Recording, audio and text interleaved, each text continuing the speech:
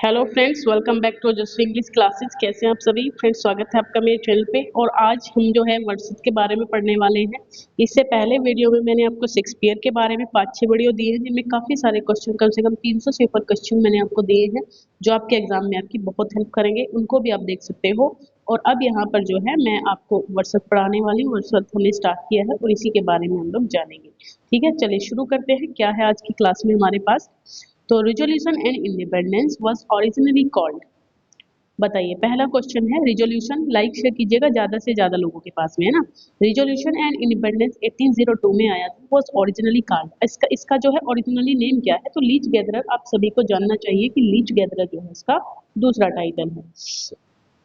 This old man I met a few hundred yard from my cottage at town and Grasmere, and the account of his is taken from his mouth. This is the reference what Wordsworth gives resulted in a poem. बताइए, तो ये line किसके लिए है?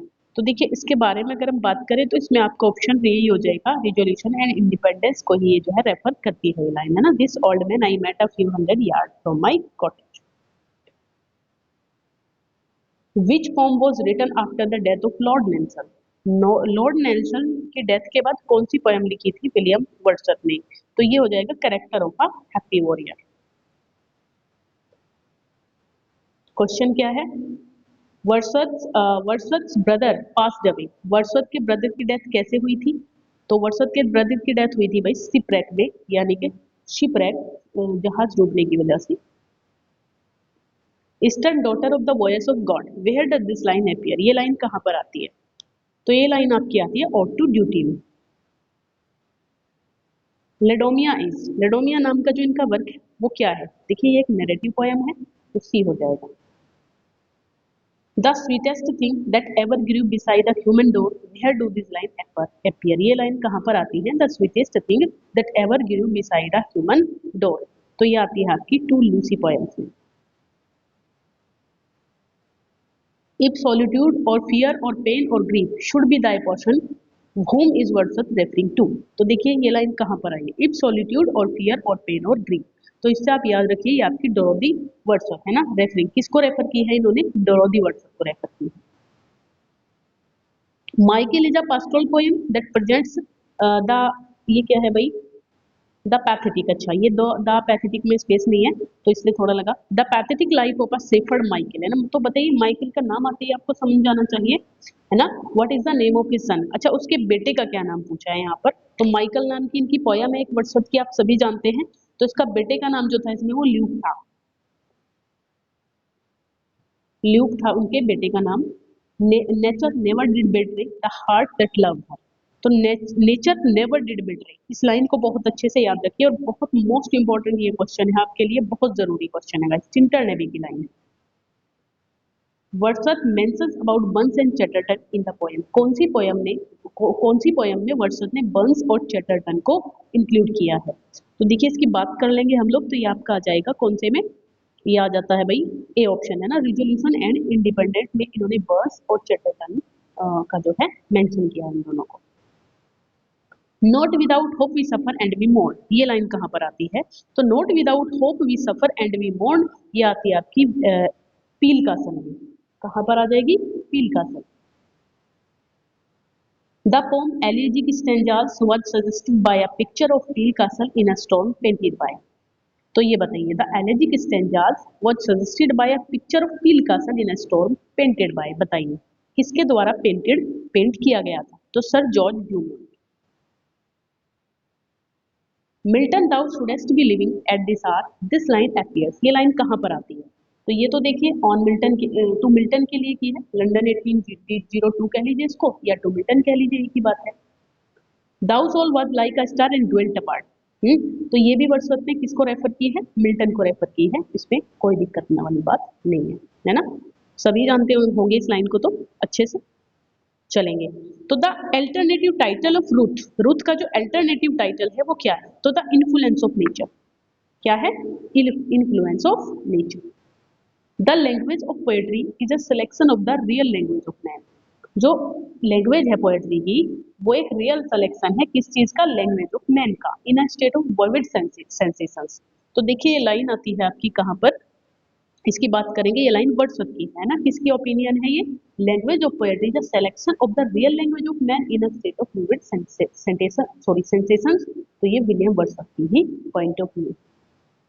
It may be safely affirmed that there neither is nor can be any essential difference. तो बिल्कुल ये तो सीधा आपको वर्ड्सवर्थ पे जाने की जरूरत है, कोई दिक्कत वाली बात है ही नहीं इसमें, है ना।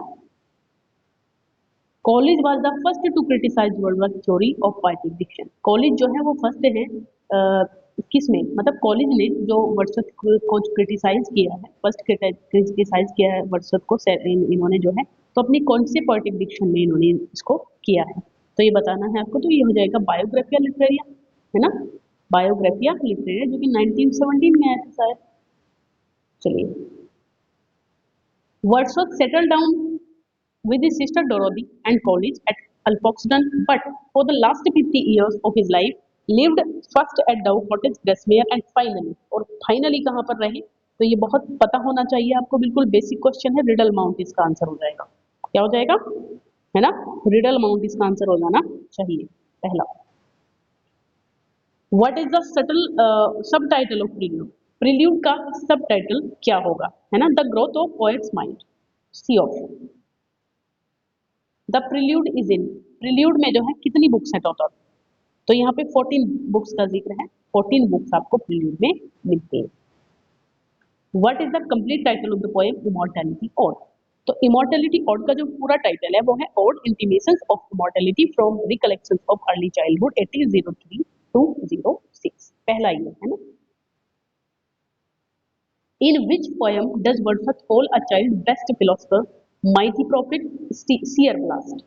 किस पोएम में इन्होंने जो है एक Wordsworth call a child best, child को बेस्ट फिलोसफर कहा है, माइटी प्रॉफिट कहा है और सीयर ब्लास्ट कहा है। तो बहुत इंपॉर्टेंट क्वेश्चन है, इसके बिना कुछ भी नहीं है लिटरेचर में, तो ये क्वेश्चन आपको बिल्कुल इमॉर्टैलिटी ऑड में बात की है। The complete title of the poem Tintern Abbey is composed of few lines about Tintern Abbey on revisiting the banks of the Wye during a tour July 13, 1798. तो Wordsworth revisited the place in 1798. When did he visit Tintern Abbey first? तो सबसे पहले, इससे पहले वो Tintern AB में कब, भाई बाद में तो 1798 में, तो पहले की बात हो रही है, तो भाई मतलब 5 साल पहले की बात हो रही है, क्योंकि वो 5 साल पहले गए और फिर वो 5 साल बाद फिर से उन्होंने वहां पे रिविजिट किया था, तो इसके अकॉर्डिंग तो क्या हो जाना चाहिए, 1793 हो जाना चाहिए। I wandered lonely as a cloud. Whose line is this? तो ये लाइन किसकी है? I wandered lonely as a cloud. तो देखिए लाइन आपको किसकी मिलती है? ये आपको मिलती है डेफोडिल की लाइन है, ठीक है, वर्ड्सवर्थ की लाइन है। डेफोडिल भी कहते हैं इस पोएम को, है ना। इट इज कंपोज्ड ड्यूरिंग, ठीक है, इट इज हाँ, it is composed during 1796 to 97 and published in 1842. The terror of the French Revolution is the subject of this play. तो this play connects to the period that Wordsworth spends in the lawless state of France during Revolution. तो यहाँ तो बिल्कुल भी आपको परेशान नहीं होना है ना। इसमें तो सीधा का सीधा क्या आंसर आ जाएगा आपका, सीधा का सीधा आंसर आ जाएगा B, Wordsworth poetic play the Borderers, है ना, बी पे जाइए आप। पोएटिक प्ले है, याद रखिएगा, एकमात्र ड्रामा है इनका ये। What is the title often give to Wordsworth's sonnet, which is an argument about the usefulness of the sonnet as a means of poetic expression, and a rejection of the idea that the sonnet's formal restrictions place undesirable limitations upon what the poet can do with the sonnet form. तो देखिए काफी लंबा सा है, इसको एक बार समझ में नहीं आ रहा तो दोबारा से क्वेश्चन को पढ़ लेना। तो इसका आंसर आपका पहला वाला ही है, none fret not at their converts narrow road। हाँ, विलियम वर्ड्सवर्थ, क्वेश्चन क्या है हमारे पास, William Wordsworth has written poems on birds, ठीक है, बर्ड्स पे पोएम लिखी इन्होंने। He has written 2 poems of the same like on the bird, है ना, सेम बर्ड पे इन्होंने 2 पोएम्स लिखी है। तो नेम द पोएम, तो इसका पोएम का आपको नाम बताना है ना। तो कौन सी पोएम इन्होंने जो है बर्ड पे लिखी है, तो देखिए टू अ स्काईलार्क है ना, टू अ स्काईलार्क पहला ही हो जाना चाहिए। Left me, guide me till I find that spot which seems so to thy mind. Up to thee would I climb. ये कहाँ की लाइन है? Lift me, guide me till I find. इस line से आप इसको रिकलेक्ट करिए और ये आपका हो जाएगा टू आई स्काईलार्क की लाइन है, जो कि आई थी आपकी 1805 में, ठीक है, 1805 में। चलेंगे नेक्स्ट पर। Dash I so long worshipper of nature. तो वर्सिपर ऑफ नेचर कौन है, ये आप अच्छे से जानते हैं, विलियम वर्dsworth है ना। विलियम वर्dsworth को आप जानते हैं अच्छे से, ये नेचर है के जो है वर्सिपर है। तो hither came unwearied in that service rather say with warmer love of home, with far deeper zeal of holier love. Here is these lines, Wordsworth call himself a worshipper of nature, nature the poem. तो कौन सी poem में मतलब कहा है, पूछा ये जा रहा है, तो टिल्टेड एबी है ना, पूरी नेचर पोयम है ये, टिल्टेड एबी नेचर के ऊपर डिपेंड पूरी की पूरी। तो an evening walk and descriptive sketches 1793 में आए थे दोनों। तो is the first volume of poet. तो ये पोएट्री का फर्स्ट वॉल्यूम है, किसकी, वर्dsworth की पोएट्री का है, पता होना चाहिए आपको। तो Bhagat Singh did not use any harsh word against the political ideological campaign against him. He revealed it by quoting a poem. तो lost leader जो है ब्राउनिंग की with the photograph of Lala Lajpat Rai front cover his pamphlet, okay, who is the lost teacher leader of Browning's poem. तो देखिए ये छोटा सा भी हो सकता है क्वेश्चन कि लॉस्ट लीडर जो है किसने कहा था ब्राउनिंग को, तो ये ऐसे भी हो सकता था, बस थोड़ा सा डिटेल में मैंने ये क्वेश्चन दे दिया है ताकि आप थोड़ा सा और जान जाए इसके बारे में ना। तो वैसे ये विलियम वर्dsworth है, ये आप अच्छे से जानते हैं। Who is considered the father of the romantic movement in English literature. Romantic कौन है भाई, इसमें तो कुछ बताने वाली बात ही नहीं है ना। फादर ऑफ रोमांटिसिज्म विलियम वर्dsworth है ना, इसमें तो आपको बिल्कुल भी परेशान होने वाली कोई बात ही नहीं है। ठीक है, चलिए आगे। नेक्स्ट है what is the title of Wordsworth most famous poem. Wordsworth की मोस्ट फेमस जो पोएम है उसका टाइटल क्या है, तो प्रिल्यूड है, आई वंडर्ड ओनली, तो इसमें मेरे हिसाब से आपका I wandered lonely as a crowd most famous poem की बात हो रही है ना। तो इसमें मेरे हिसाब से क्या रहना चाहिए, बी होना चाहिए, मोस्ट फेमस पोएम इनमें से अगर है तो I wandered lonely as a cloud. In which year was Wordsworth born, कौन सी साल में ये पैदा हुए थे, तो इसमें तो 1770 में हुए थे, है ना, सब जानते होंगे इस क्वेश्चन को, 1770 में हुए थे पैदा। चलिए आगे। What is the central theme of Wordsworth poetry, तो नेचर है, इसमें घबराने वाली बात नहीं क्वेश्चन में बिल्कुल भी। Which poem by Wordsworth explore the relationship between nature and the human mind. देखिए इतनी रैपिड क्वेश्चन आपको कहीं पर भी नहीं मिलेंगे, जितना मतलब 50 क्वेश्चन आपको केवल 15 मिनट में मिल जा रहे हैं यहाँ पर, तो इससे बड़ी कोई बात नहीं है ना, ज्यादा से ज्यादा क्वेश्चन आप देख सकते हो इस तरीके से। तो ये तो प्रैक्टिस हो रही है, और प्रैक्टिस में जितने ज्यादा हम क्वेश्चन करना चाहें हम कर सकते हैं, कोई दिक्कत वाली बात नहीं है। तो which form by Wordsworth explore the relationship between nature and the human mind, ये बताना है। तो ये मेरे हिसाब से हो जाना चाहिए द प्रील्यूड। ठीक है, relationship between nature and the human mind, तो ये प्रील्यूड हो जाएगी। What is the name of Wordsworth poetic style, Wordsworth की पोएटिक स्टाइल का आपको बताना है। Characterized by a focus on nature and the individual, romanticism. ठीक है, who was Wordsworth close friend and fellow poet, इनके क्लोज फ्रेंड और fellow poet कौन रहे हैं, तो एस टी कॉलेज है, एस टी कॉलेज है यहाँ पर, है ना। What was the name of the collection of poems published by Wordsworth and Coleridge, Wordsworth और कॉलेज ने मिलकर जो कलेक्शन पब्लिश करवाया था, कब करवाया था, ये इन्होंने करवाया था भाई 1798 में, है ना, ये अच्छी बात है। तो मतलब कौन सा था वो, तो लिरिकल बैलेड दोनों ने भाई, इसमें आपकी जो है 19 पोएम वर्dsworth की थी और 4 पोएम इसमें एस टी कॉलेज की थी, correct. What did Wordsworth believe was primary source of inspiration for poetry, उनके लिए इंस्पिरेशन क्या था, प्राइमरी इंस्पिरेशन क्या था, तो पोएट थी, नेचर पोएट थे। According to Wordsworth what is the role of the poet in society, poet poet का रोल क्या होता है सोसाइटी के अंदर, तो ये हो जाएगा टू एंटरटेन द मासेस या to reflect beauty of nature, to reflect beauty of nature. नहीं, मेरे हिसाब से ये नहीं होना चाहिए इसका आंसर, मेरे हिसाब से इसका आंसर सी पे जाना है ना, टू एंटरटेन द मास, ये होना चाहिए।